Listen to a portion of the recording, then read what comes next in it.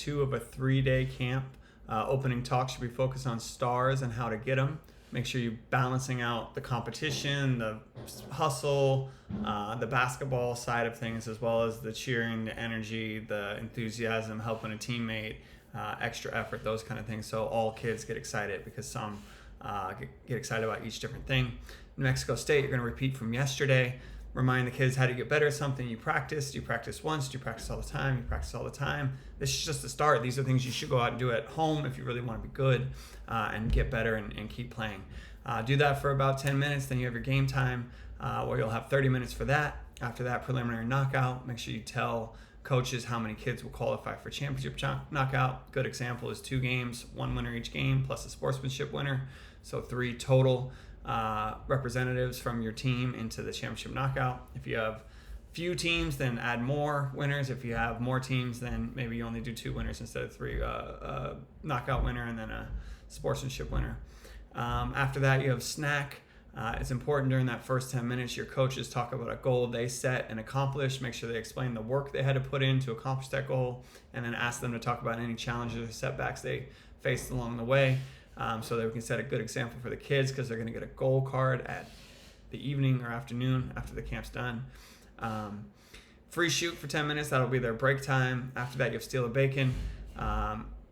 2 rounds here. Older Jim's going to focus on the second round, and if you have limited time for any reason, go straight to it. However, if you do have time, the first round's a good way to kind of set the tone for what the game's supposed to look like. To start the game, you're going to have 2 teams matched up. They're going to be at either baseline. So you have team 1 here at baseline 1 underneath the basket, team 2 at baseline 2 underneath the basket. Assign each player a number. They should be, if you're facing the basket, to the left of their basket that they're underneath, and if the basket they're facing all the way on the other end of the court, they should be ready to shoot a right-handed layup. That keeps them out of the way of the kids that are shooting a right-handed layup on their basket, and it also sets them up for most kids that are right-handed to shoot with their strong hand.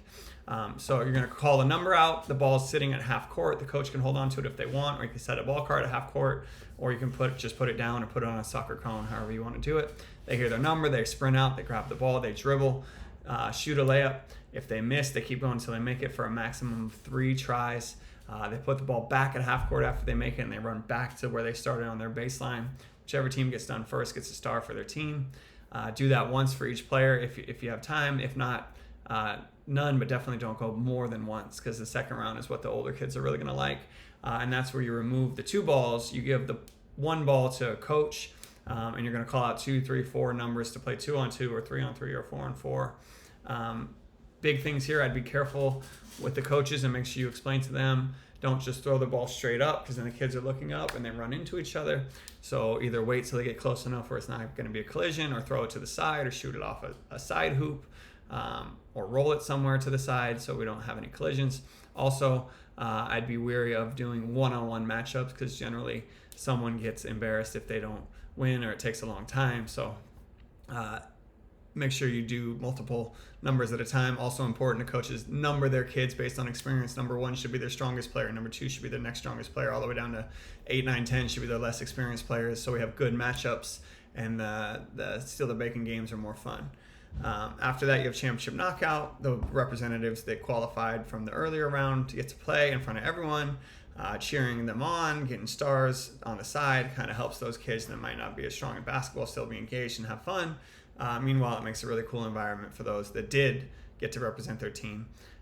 Quick 5-minute practice. You can let their coach do whatever they want. If they want to review the offense from yesterday, great. If they want to put in some of their own stuff, great. If they want to do layups, fine. But 5 minutes, as long as you're on time before game start, and then you have games and the end of the day.